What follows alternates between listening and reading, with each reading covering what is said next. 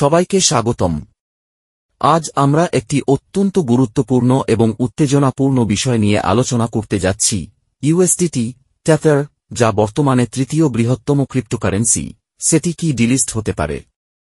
আপনি যদি সাম্প্রতিক খবরগুলো লক্ষ্য করেন, তাহলে বুঝবেন যে ইউএসডিটি নিয়ে অনেক ভয় এবং সন্দেহ ছড়িয়ে পড়েছে।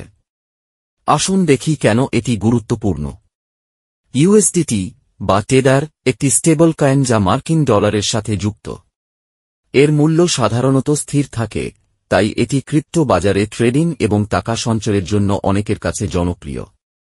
সম্প্রতি শোনা যাচ্ছে যে ইউরোপীয় ইউনিয়নের নতুন নিয়মের কারণে ইউএসডিটি ডিলিস্ট হতে পারে। যদি ইউএসডিটি এই নিয়ম মেনে না চলে, তাহলে এটি বর্ড এক্সচেঞ্জ থেকে সরিয়ে ফেলা হতে পারে, যার ফলে আপনি এটি ট্রেড বা পরিবর্তন করতে পারবেন না। এটি কেন গুরুত্বপূর্ণ? ইউএসডিটি প্রচুর পরিমাণে টাকা ধারণ করে। যদি এটি ডিলিস্ট হয়, তাহলে বাজারে বড় ধরনের বিক্রির ঘটনা ঘটতে পারে, যা অন্যান্য ক্রিপ্টোকারেন্সির মূল্যেও প্রভাব ফেলতে পারে। কয়েনবেসের মতো এক্সচেঞ্জগুলি ইউএসডিসি নামক অন্য একটি স্টেবল কয়েনকে সমর্থন করে। তারা ইউএসডিটি থেকে ইউএসডিসিতে ব্যবহারকারীদের স্থানান্তর করতে চাইছে, যা ইউএসডিটির ভবিষ্যৎ নিয়ে উদ্বেগ বাড়াচ্ছে। আপনার জন্য কিছু টিপস, তথ্য রাখুন। নিয়মিত এক্সচেঞ্জ ও নিয়ন্ত্রক সংস্থার আপডেটগুলো দেখুন।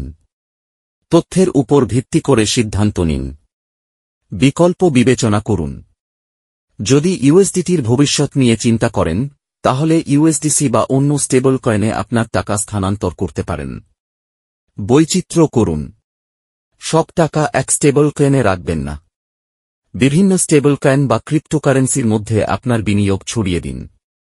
এটি আপনার ঝুঁকি কমাতে সাহায্য করবে। ইউএসডিটির ডিলিস্টিং একটি গুরুতর বিষয়, কিন্তু আপনাকে ঠান্ডা মাথায় থাকতে হবে।